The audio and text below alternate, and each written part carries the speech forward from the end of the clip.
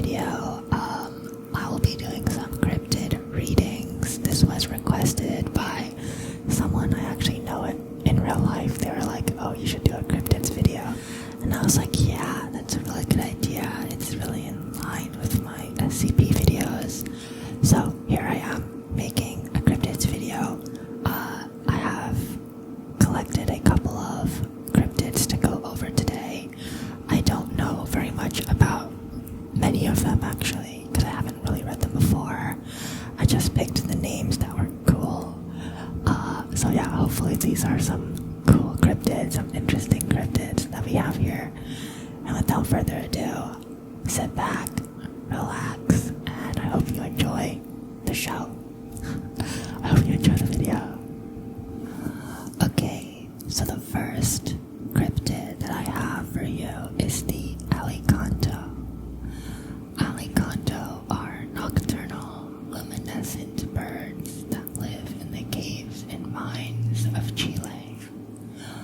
At night, their feathers shine with metallic color, and their eyes emit strange lights.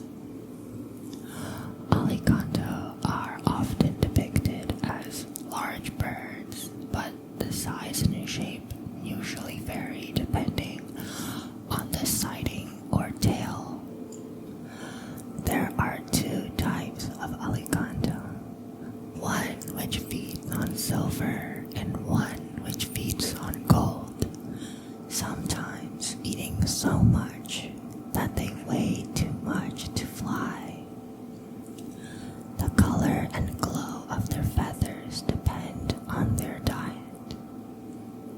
If an Alicanto only eats gold, then its feathers have a golden glow. It's like a flamingo. Flamingo. They nest near hills that contain the precious stones that they eat. Spotting an Alicanto is said to bring good luck. If a miner can find and follow an Alicanto for a while without being caught, the miner will find silver and gold. However, if the Alicanto discovers them, it will push the person off a cliff or lure them into a deep ravine where they fall to their death. Although it's also said that Alicanto will help humans that they favor to find gold and silver as long as the human shares what they find with the bird.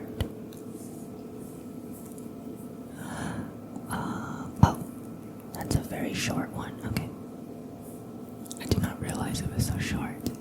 They have some pictures of the Alicanto. It's, just imagine like an eagle that is very golden and glows. Yeah. Okay. Next we have the Dover Demon. Many of you probably have heard of this one before. I certainly have. The Dover Demon is a small humanoid reported from Dover, Massachusetts. It was the subject of an intensive scare during the 1970s when multiple witnesses came forward with their sightings. The Dover Demon is described as looking sort of like a gray variety of alien, except that it has a rosy tan colored skin instead. The Dover Demon has a large head on a stick-like body. It can be bipedal, but it often travels on all fours or switches back and forth between the two modes of locomotion. It has eyes that glow, usually orange or sometimes green. It does not seem to wear any clothing, and unlike the Greys, the Dover Demon does not seem to be associated with any UFOs, but just wanders around on its own.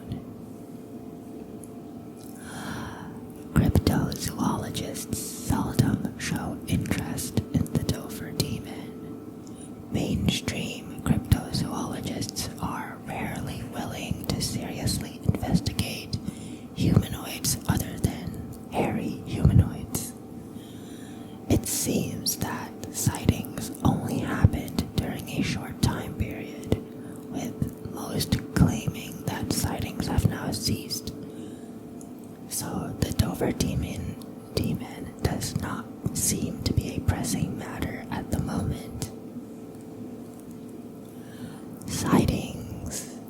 The bizarre tale begins at 10:32 p.m. on April 21st, 1977, as three 17-year-olds, Bill Bartlett, Mike Mazzocca, and Andy Brody, are driving north on Farm Street.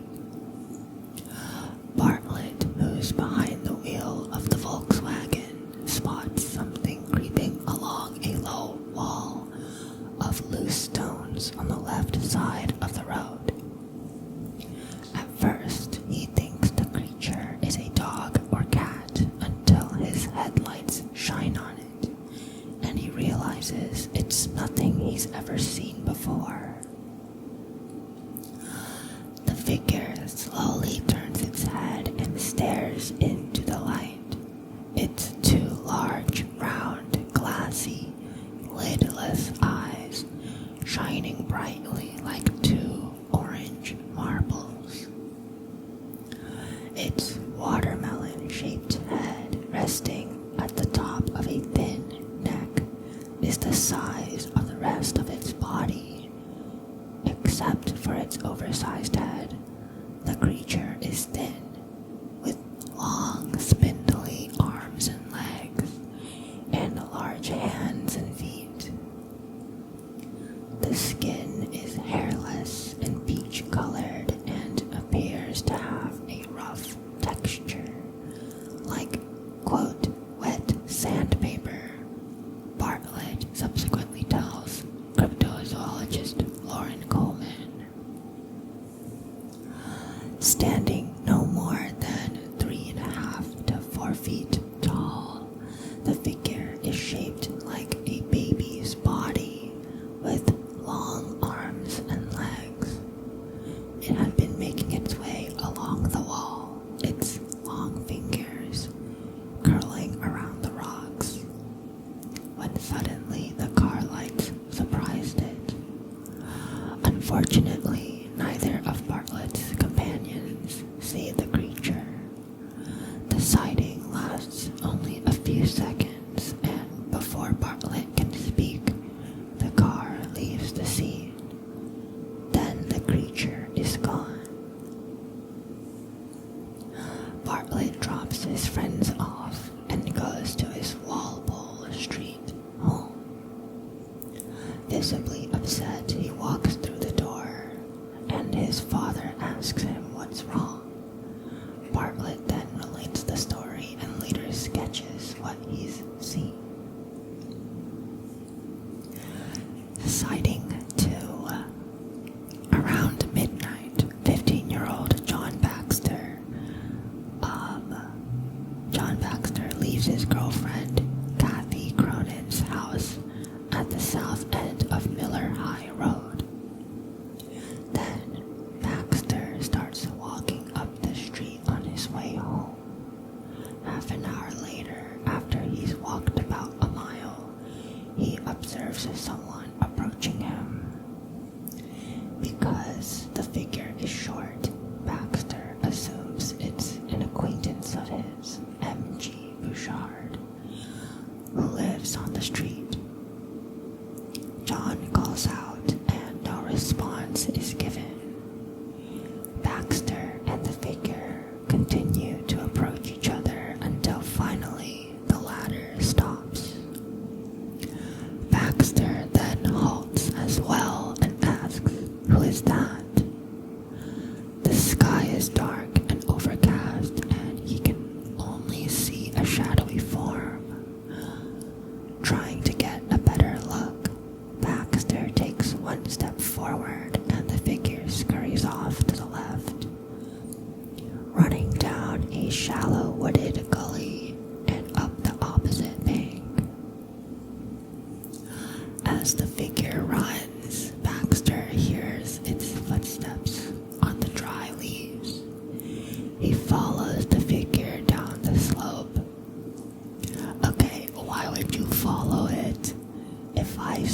a strange creature at night, I would not follow it. That's how you die in horror movies. Okay, he follows the figure down the slopes, then stops and looks across the gully. There he sees the creature standing in silhouette, about 30 feet away. Its feet molded around the top of a rock, several feet away from the tree. The creature's body reminds Baxter of a monkey's, except for its dark, quote, figure 8-shaped head. Its eyes, two lighter spots in the middle of its head, are looking straight at Baxter, who after a few minutes begins to feel uneasy. Realizing he has never seen such a creature before and fearing what it might do next, he backs carefully up the slope, his heart pounding. He then walks very fast down the road to the intersection at Farm Street. There, a couple passing in a car pick him up and drive him home. Explanations. Skeptics usually claim that the Dover demon was simply a lost baby moose, glimpsed under unusual conditions that made it seem like a bizarre humanoid that sometimes went on 4 legs. People who don't believe that explanation point out that all sightings happened during the wrong time of year for a moose that small to exist. And they also point out that Massachusetts is far from normal moose habitats. Even if such an orphan moose had been wandering around so close to populated areas, it seems as if it would have been easily captured. If the explanatory power of the baby moose explanation appeals to you, then you could get around the worst objection by substituting a creature that does actually exist in the area and can be born any time of the year. A baby calf. An orange-furred orphan calf would be a more likely candidate for such a proposal than a baby moose. Other suggested explanations include a monkey, a dog, an alien, a mutation, or simply a hoax. Another explanation could be that it is an escaped and illegal to own pet gibbon. Some species of gibbon have orange babies. White-cheeked gibbons have an orange color in females. And in popular culture, the Dover demon is featured in the popular trading card game MetaZoo Cryptid Nation. I have not heard of that. I do not know what that is. Yeah. It looks like a golem looking thing, like from Lord of the Rings. Like a little gray guy. Yeah. I don't really know what to think about it. It seems that people are a little bit skeptical because it has really only been sighted by 2 people on 2 separate days, and those days being right after each other. Like the first sighting was on April 21st, and the second and last sighting was on April 22nd. So it seems like it doesn't have all that much history behind it. And then other people say like it could be a baby cow or a baby moose. I'm not really sure. But either way, a very mysterious creature. Okay, the next one I have for you guys is the Fresno Nightcrawler. This is another very popular cryptid. Okay,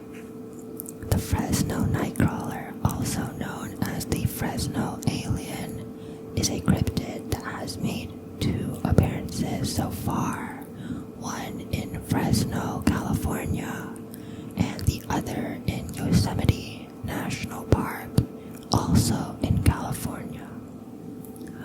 In both sightings, it's only seen in video footage. A man in Poland has also claimed to have seen the creature. There has been another sighting in Billings, Montana on April 25th, 2020. The sightings. The Carmel area creature. The witness, a 60-year-old former Marine yet to be named, and his wife were driving near Carmel on December 12, 2014, when they came up over a hill and saw a 7-foot tall, slender, gray creature, which is now known as the Carmel area creature. The unnamed witness said the following, quote, "We recently bought a place in the Fort Hill area. We first noticed after about 30 days of living here that we suddenly have a perfect circle that stays fresh green no matter what weather in our front yard.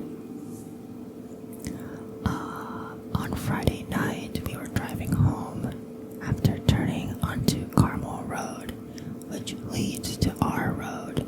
We went around the curve by the Carmel Church and then up a small incline, and approximately 10 feet over the incline and in front of our truck, the alien ran across the road and into the woods.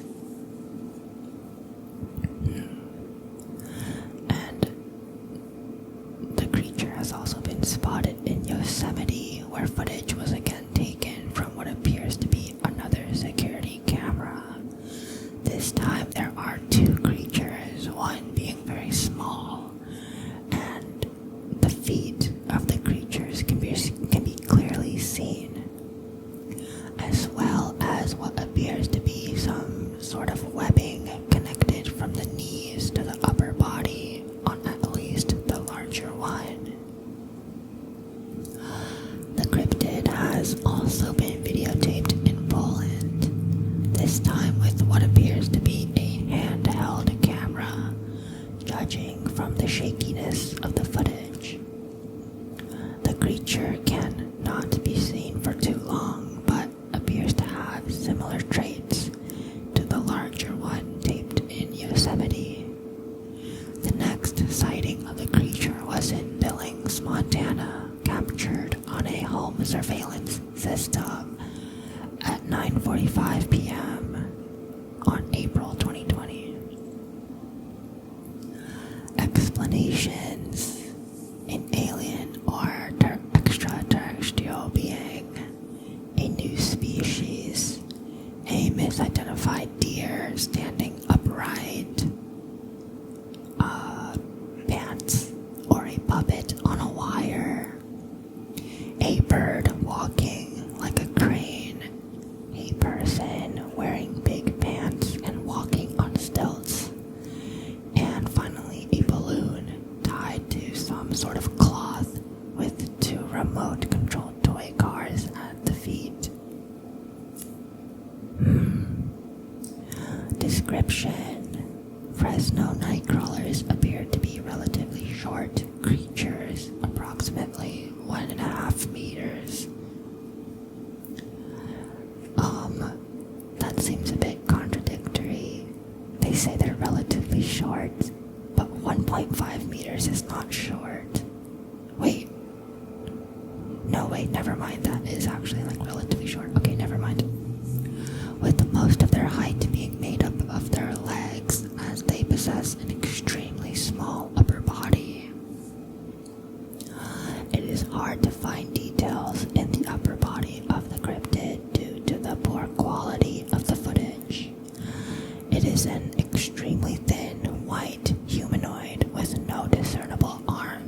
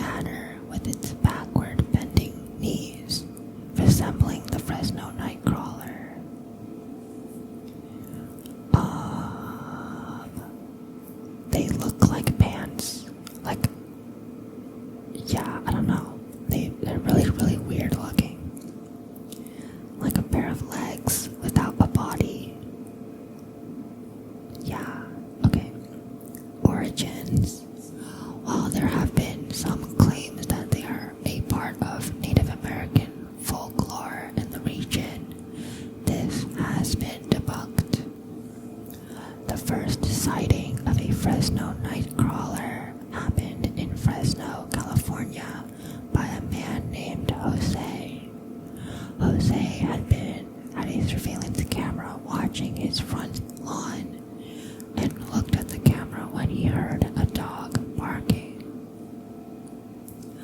After being woken up by his barking dogs, Jose observed the night crawlers on his front lawn through CCTV. He woke his brother up to rewatch the footage. Afterwards, his brother claimed to have seen small footprints outside, but by the time investigators made it to the site, all the evidence was washed away. They should have taken a picture. Okay, after the initial sighting, the original CCTV footage was lost. What? It was lost, man.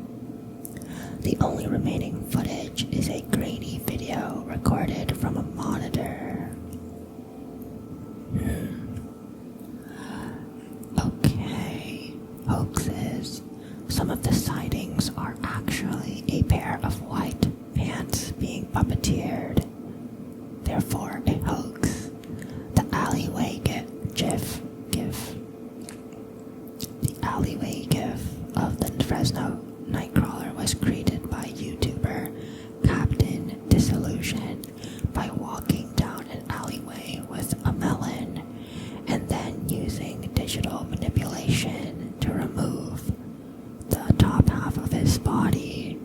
His purpose to demonstrate how easily videos of cryptids can be falsified. I'm not super sure about this one. I remember Wendigoon made a video about it. I love Wendigoon. He makes great videos. Okay, on another note, I love these comments at the end of the wiki. Like, some people are leaving comments. One guy says, looks kinda goofy. Someone else says, the Among Us.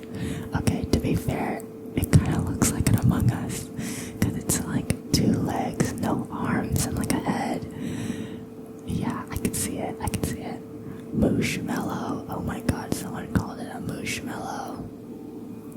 Yeah. I think they're very cute. They don't seem very dangerous or harmful. They're just kind of there looking at people. I don't know. Okay.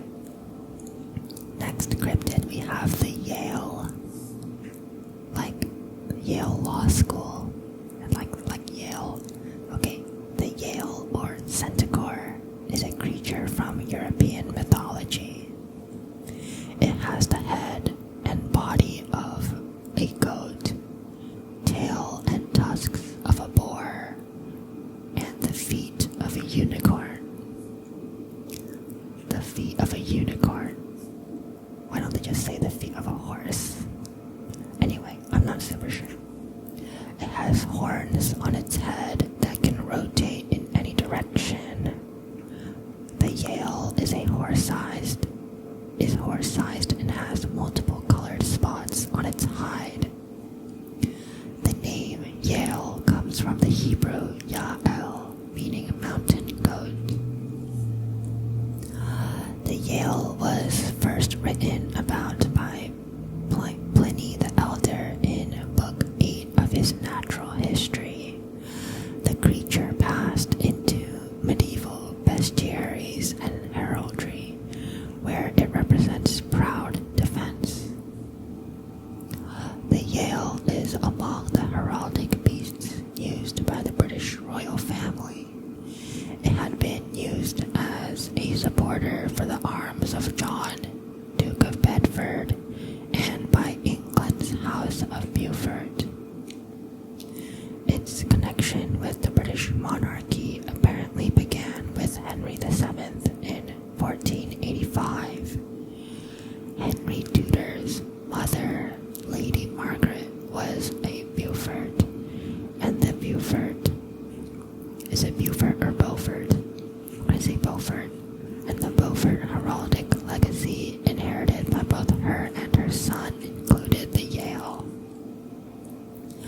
Lady Margaret Beaufort was a benefactor of Cambridge's Christ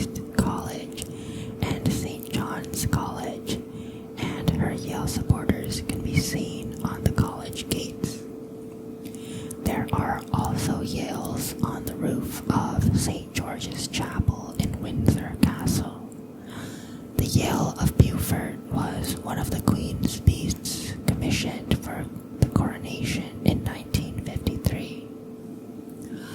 The plaster originals are in Canada. Stone copies are at Kew Gardens outside the Palm House.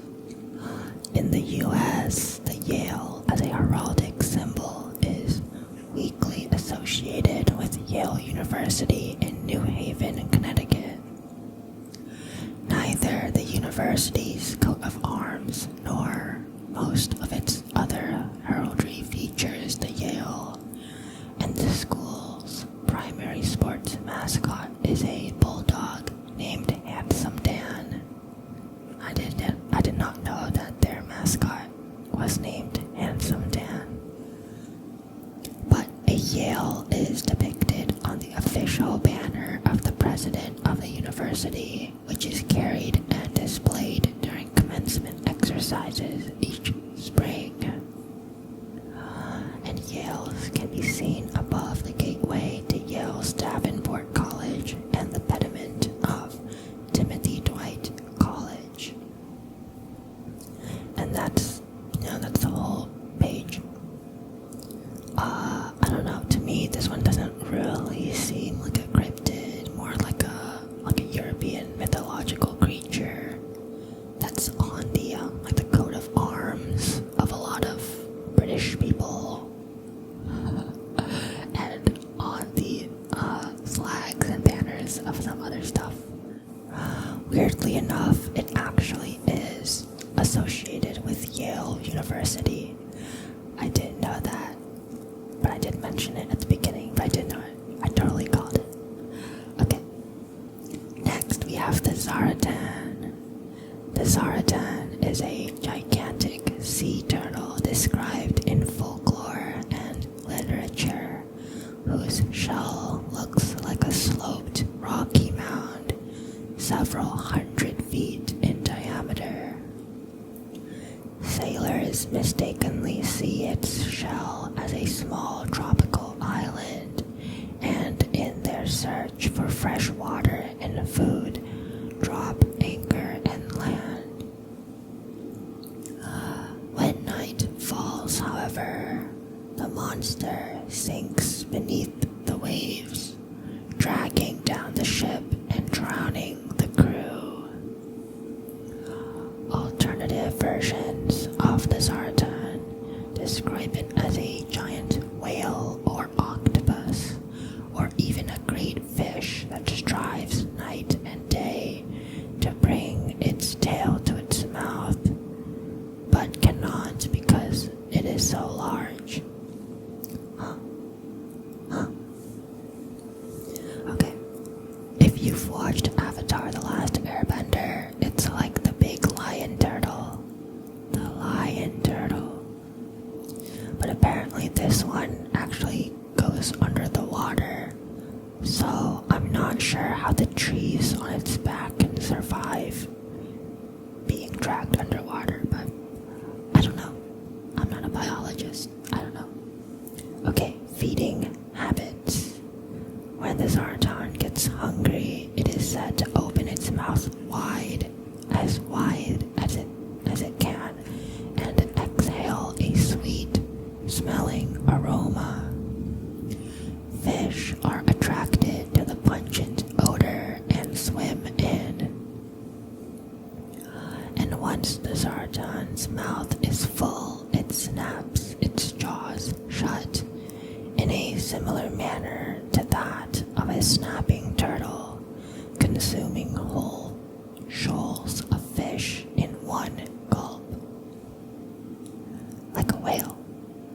Like a whale. Cultural references. They appear in the tale of Sinbad the Sailor. Also appears in the Book of Imaginary Beings. Also, it is a candidate for the lost city of Atlantis, when suddenly the beast dove under and destroyed the settlement. The legend of the lost continent was born. And finally, the Zaratan resembles the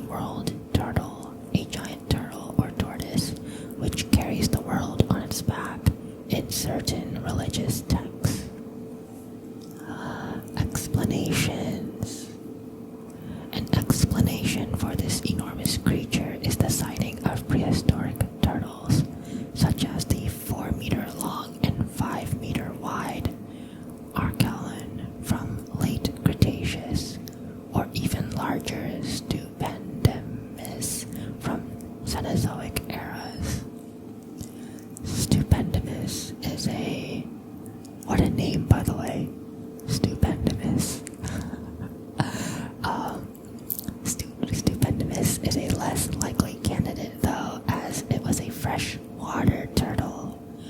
However, neither of these prehistoric beasts even came close to the size of an island, as Zaratan is described. Some may say that with the advent of modern technology, it is a relatively simple matter to tell if some gigantic creature should breach the surface of the sea or not. This is one of the primary reasons of the doubt cast over Nessie's existence. I see.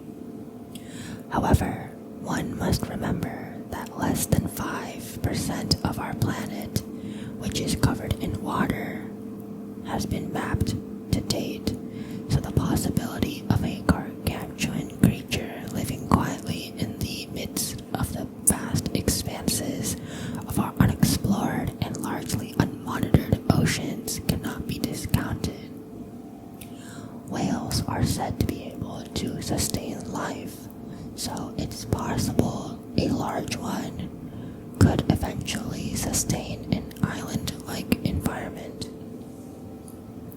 Oh, they mean like whale barnacles and stuff like that. Okay. I see. Oh, there's a lot of different versions of the Zaratan. There's like the turtle version, a whale version, like a big whale. There's also a kraken version, so like a giant octopus. Some more turtle variants. There's a depiction of the Zaratan as a plesiosaur, like the water dinosaur. And then also from Pokemon, the Torterra from Pokemon is based on the Zaratan. Okay. Very cool. Alright, so that's that one. Next, let's see. This one has a very funny name. The Popobawa. The Popobawa is an evil spirit that allegedly thrives on the island of Pemba, near Tanzania in Africa. It has caused mass panic over the years. The Popobawa is said to be a bat-like creature with one eye. It is medium-sized. Okay, what is medium-sized? It is medium-sized and has leathery skin. In Swahili, the Popobawa's name means bat wing. The Popobawa is a shape-shifter and described as taking different forms, not just that of a bat as its name implies. It can take either human or animal form and metamorphose from one into the other. The Popobawa typically visits homesteads at night, but can also be seen in the daytime. It is sometimes associated with the presence of a sulfurous odor, but this is not always the case. The Popobawa attacks men, women, and children, and may attack all of the members of a household before passing on to another house in the neighborhood. Man, this guy just seems like a menace. He just attacks everybody and it's like goes to the next house and just attacking people. What a menace. What an absolute gremlin. Its nocturnal attacks can comprise simple physical assault and or poltergeist-like phenomena. Victims are often urged to tell others that they have been assaulted and are threatened with repeated visits by the Popobawa if they do not. During Popobawa panics, many people try to guard against attack by spending the night awake outside of their houses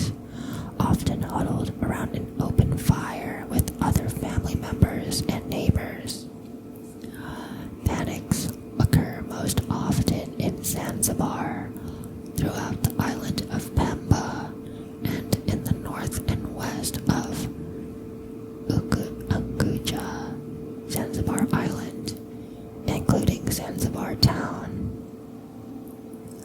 Episodes have also been reported in Dar es Salaam and other towns on the mainland coast of Tanzania. Oh, okay.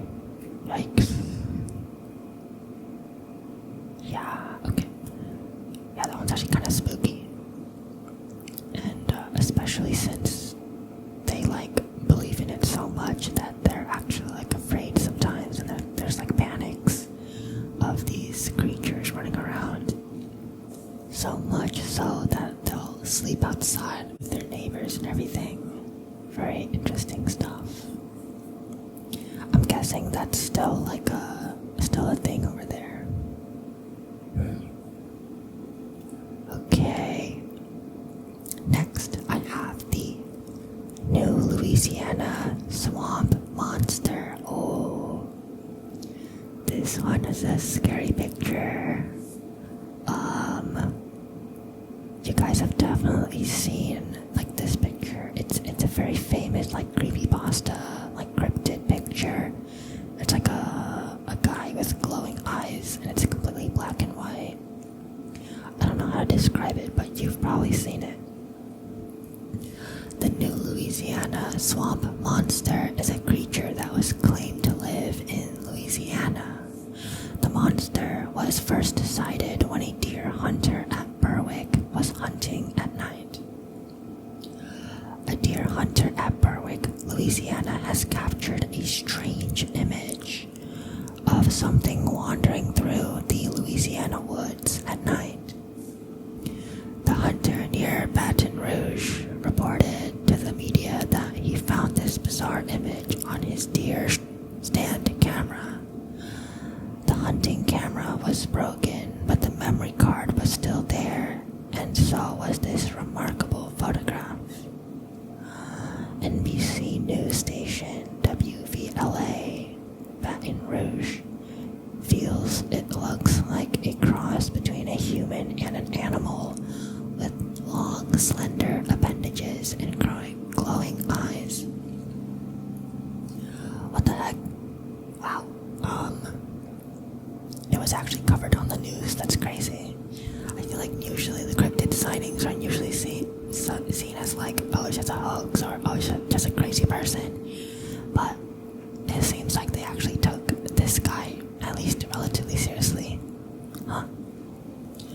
Perhaps tongue-in-cheek, the hunter says he hopes it's just a vegetarian if he runs into it in the woods again. The national media via MSNBC has widely shown this photograph on television. Yeah, so you've definitely probably seen it before. Berwick is a town in St. Mary Parish, Louisiana, United States. The population was 4,000 at the 2000 census. The first white settler to trek through the wilderness in this area was Thomas Berwick, a surveyor from Pennsylvania. Who was working in Opelousas, Louisiana. Okay. He settled along the banks of the Atchafalaya River in the late 18th century. Today, the town of Berwick is home to several seafood processing plants and numerous boat companies. Hoax. The photos were created as viral marketing for J.J. Abrams and Steven Spielberg's Super 8. The photo was first uploaded on a hunting supply site's Facebook page and drifted its way to mainstream media. The picture was used for the creepypasta The Rake. That's where it's from. Okay, it's The Rake. And it is now associated with the fictional character. Okay, alright. It's The Rake. It's The Rake. Alright, let's see. said that it was a marketing thing for Steven Spielberg's Super 8. What is that? Let me look it up. Super 8. Sorry for the background noises, by the way. I have other people in the house. Super 8. Oh, it was a film in 2011 about aliens, I think. Let me see. Science fiction thriller film. Yeah, okay, anyway. I haven't really heard this movie before, so it's new to me.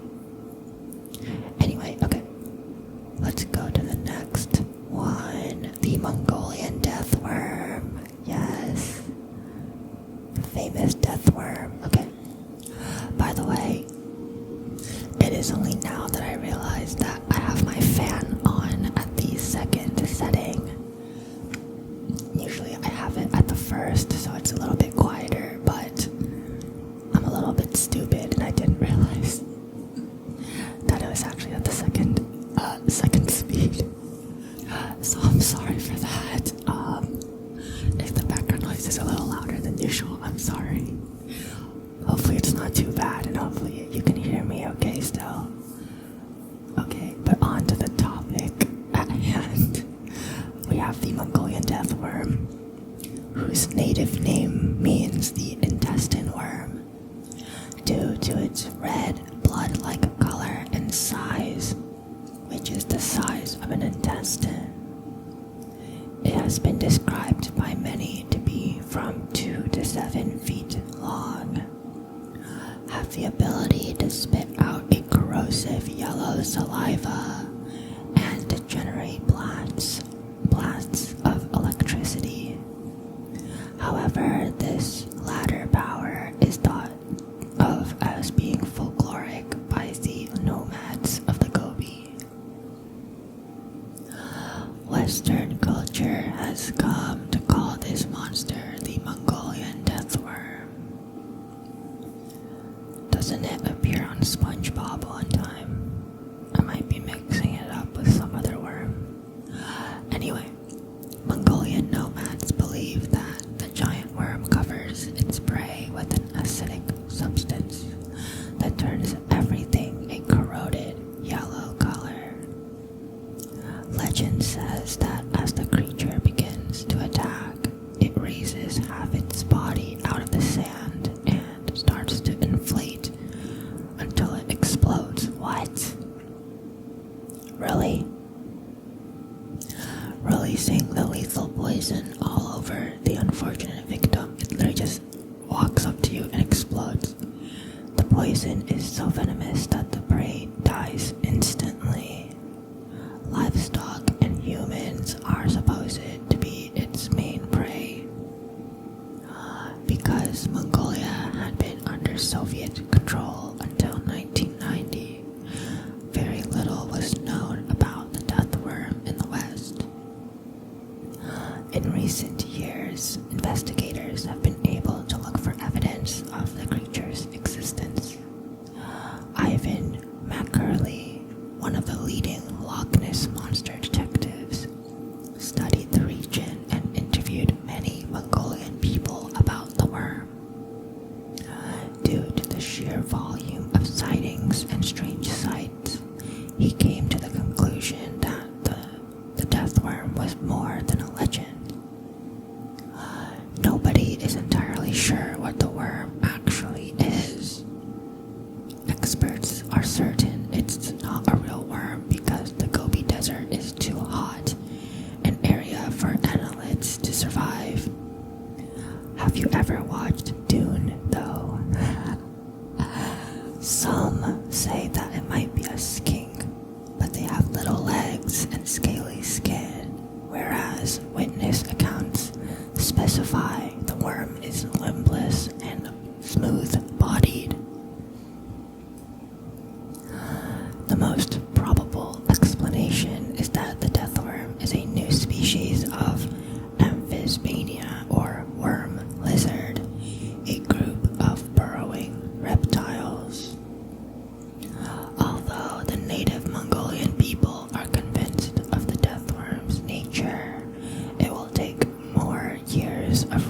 large to satisfy the rest of the world's scientific community. In 2005, an expedition from the Center of Fortean Zoology crossed 8,000 miles of the Gobi on the track of the death worm. They concluded it was probably a large, unknown type of worm lizard, and that the powers attributed to it were apocryphal. The main antagonists in the Tremor series are based on the death worm. The death worm made an appearance on Lost Tapes. Other stuff, Ark Survival has a death worm, and also Singing Monsters. My Singing Monsters has a death worm reference as well. Honestly, it really does look like the dune worms, like with the mouth and on its face, and like no eyes or anything. So yeah. Okay, cool. The very last cryptid I have for you guys today is the Kraken. The famous Kraken. Oh, what? Unfortunately, the wiki page looks like it's pretty short. Oh well. I guess that will have to do. I love the Kraken. The Kraken is probably one of my favorite cryptids just because of how, monstrous and thalassophobic it is. It really invokes, fear of the ocean. Like me personally, I am scared of the deep ocean. Like if I'm out there just swimming on the surface of the ocean, knowing that there are hundreds and hundreds of feet below me of just empty water, or I mean maybe even thousands or miles of water below me, and that something is down there, I don't like that. I don't like that feeling. It's weird. I don't like swimming out there. Anyway, the Kraken is a colossal, legendary sea monster said to dwell off the coasts of Norway and Greenland. In 2012, scientists discovered a giant squid that corresponded to the physical description of the Kraken. Using deep-sea exploration with special lighting displays designed to attract large predators. The sheer size and fearsome appearance attributed to the Kraken have made it a common ocean-dwelling monster in various fictional works. Kraken is also one of the largest, if not the largest cryptid that may have ever existed, and is so far the only thing in the massive category. History.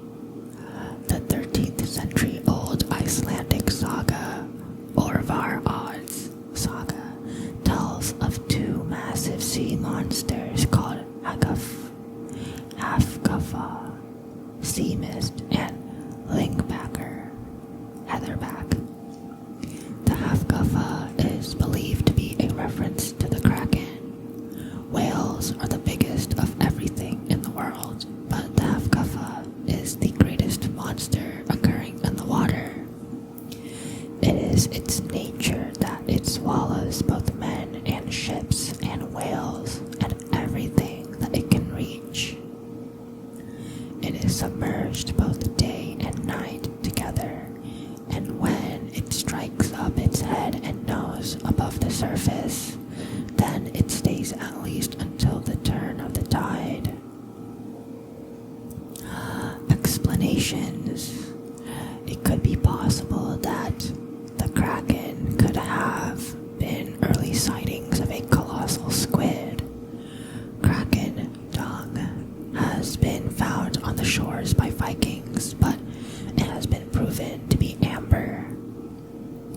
The legend may actually have originated from sightings of a real giant squid that are variously estimated to grow from 43 to 100 feet in length, including the tentacles. These creatures normally live at great depths, but have been sighted at the surface and have reportedly attacked ships before. Oh, interesting. I also really love all the artwork that they have for the Kraken. It's very cool stuff. It makes it seem so almost like majestic in a way, just like the huge monstrosity of it. Almost like eldritch, really old monster that's ancient. Anyways, that was the last cryptid that I have prepared for you guys. I really hope you liked it. I really hope that these were good cryptid picks. Honestly, I kind of went through them and just picked the names that I thought were interesting. So I didn't really know like half these cryptids going into the video. But, you know, we learn something every day, right? We learn something new. Anyways, with that being said, I guess that's it. I hope you have an amazing rest of your day, your morning, your afternoon, your night.